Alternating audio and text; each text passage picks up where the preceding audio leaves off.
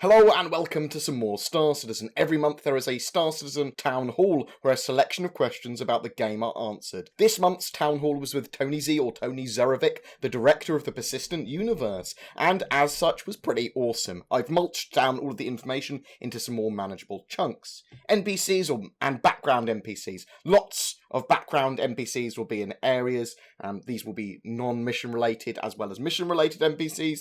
They're all going to have their own 24-hour schedules, and this is all coming in with NPC AI subsumption. They're going to have a lot of reactionary and brief interactions with players, but also with each other. They're going to be aware of you, they're going to be aware of other NPCs, and engage in conversations with each other. And there's going to be lots of variations to their conversations, and conversations will appear very unique. They're going to use lots of tricks to do that. Also, NPCs will remember us as players, they'll remember our reputation and experiences with us. They will persist in the universe as well, those NPCs. NPCs might react to you differently based on what org are you with. Have they had personal dealings with you in the past? Were they good? Were they bad? And there's going to be lots of responses based on that. They're also going to have their own backstories, schedules, and all that too. They will basically look like living, breathing players almost in the universe. Interdiction. So this mechanic, interdiction, will allow players or NPCs to pull people out of quantum drive.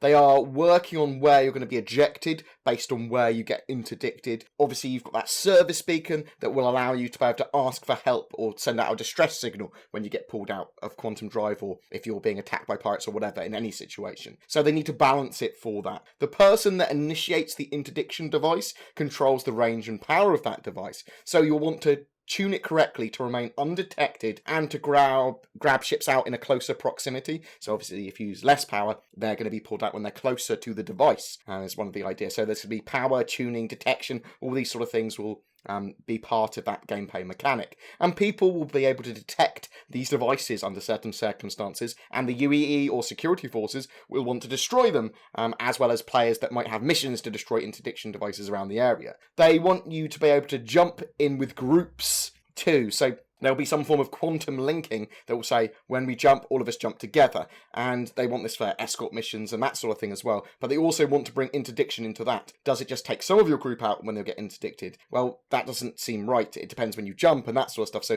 they're still working on some of these mechanics. Expect them to have some form of balance in the future and much more fleshed out. Quantum drive as well. So the solar systems are roughly 1/10 of the size of a real solar system. And ships are going to be travelling at different speeds when in quantum travel, between 20% and 35% of the speed of light, roughly. It's going to take time for ships to travel through systems, even at their top speed, even at their top quantum travel speeds, up to a few minutes between planets. But that will make the game feel larger and give you time to do stuff, but also give time for players to interdict you, pull you out, get attacked by pirates, that sort of stuff. Incentive to play. So there are no leveling systems in Star Citizen whatsoever. So what are the player hooks? How do you get into the game? How do you get addicted to certain aspects of it? So earning UEC is going to be a major hook. That is literally effectively going to be the way you level in some ways, because that will enable you to buy ships and buy weapons. But also in general, gameplay, new stuff, emergent gameplay, stuff always being different in the verse.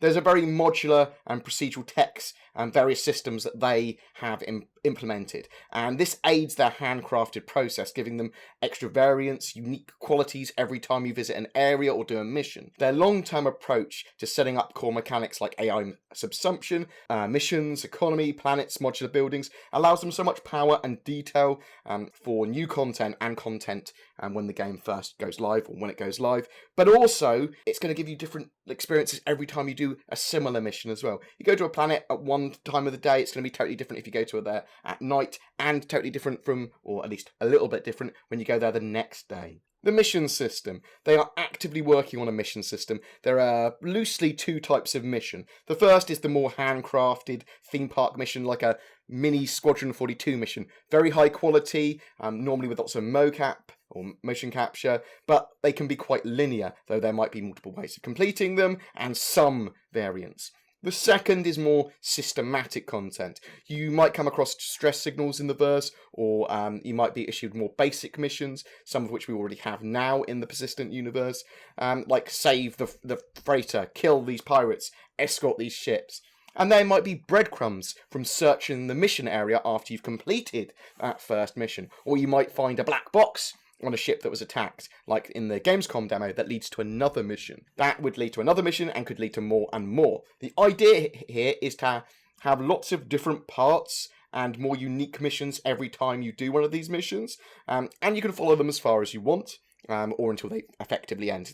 They're not going to keep on stapling more and more, like, and this leads to another mission, this leads to another mission, but there could be a good few areas to go. There might even be multiple paths to go down, and you can do as much as you want, and then just take the reward for them and then move on to the next quest or whatever else you want to do. Quests and quest givers and instancing. So they are trying to veer away from instancing entirely. There's going to be lots of mission givers in an area. So think less like WoW, where there's only one mission giver in an area, or very specific mission givers for specific missions. There's going to be much more variety in choice of missions, and those mission givers might be over massive areas. They might be condensed all down into one area. Also, NPCs should be able to detect when players have tried to talk to them a lot and might ignore them, preferring other players that haven't been talking to them like 10 times in a row. This should help with bottlenecks as well. The idea here is to have one world, one instance. That's the goal. And players shouldn't be able to troll quest giver NPCs and people trying to get quests by blocking access to those NPCs. Cities and cityscapes and planetscapes with big cities on. So gameplay wise, they aren't going to have huge 20-kilometer sized explorable cities. So specifically where you can run around the entire city and do lots of stuff. So Area 18 and cities like that, where they have all of the points of interest and shops accessible and condensed down. That's the sort of thing they want to do on cities. They want highly detailed areas where players can purchase items, do missions, and that sort of stuff in a compressed area. So the cities will might feel large, and the planets and areas might look different and have totally different things on missions experience day and night based on what area of the planet you're on, what particular landing site you're on, what planet you're on, are you on what station you're on, all that sort of stuff. And there might be multiple landing zones over a populated planet. And with these dense city planets, you will have to fly in specific corridors, flight corridors, or you'll be put into autopilot and might be charged a penalty. So you'll be like, I want to land on this giant city planet, you can only land here, and they go, no, you can't go into this other airspace, you'll have to go through this specific corridor. On less populated planets, you are going to be able to land pretty much all over the place and explore much more freely, though. Storage and hangar. There won't be limits to the amount of hangars you can have, or at least that's the plan. You're going to be able to buy or rent hangars for storage on planets. You could store ore there, you could store ships there, that sort of stuff. For example, you could grab some storage on a planet where you found some cheap copper, huge amount of it, and then basically store it there until the price goes up, sell the copper, get rid of your hangar. There will be back-end inventories for shops that will feed into the God AI working out demands for goods as well. Twerk made a good point on his stream. If a weapon or item is overpowered, they could artificially raise the price of its ammo or even the item itself until they fix it in a patch, or they could just limit it massively. Medical stuff. So medical is on the schedule, but it's listed under rescue for patch 3.3, and that should hopefully be out in 2017 at some point. But there are lots of overlap with all these occupations when you talk about medical and rescue and that sort of stuff. Rescuing a pilot out in space, you want to grab him quick. You might want to avoid other combatants. There might still be a battle going on. You might bring him back to your ship, and he might be delirious, so you might need to subdue him because he's being violent, or there might be an enemy that you need to get information out of, or part of a mission, you need to subdue an enemy, or you need to capture someone for a bounty. So there might be things with medical, restraint, rescue, all that sort of stuff. Moreover, there might be some time-sensitive missions, getting a heart from one area to another and that sort of stuff. So there's kind of lots of grey overlaps with lots of missions and roles, and rescue is where we'll start to see the medical mechanics come in. Long-range scanning. So it should be relatively easy for players to hide on planets or in asteroid fields and such. Scanning is moving in a different direction to what we've seen already. So there will be active and passive scanning, and there's going to be 3 major modes that you'll be able to use. IR will allow you to see through gas and dust, but it's got low resolution, and you'll need to manage your heat kind of out your ship and other ships and that sort of stuff. You also be able to look at the visible spectrum. You might get sharp images, but you'll have to find the ship. It might be quite hard to see the ship, and they might be able to just go dark and you might not be able to see it. And there'll be X-ray, which will be very good at like looking at larger ships and going, there is something here, but you might not necessarily know exactly what it is.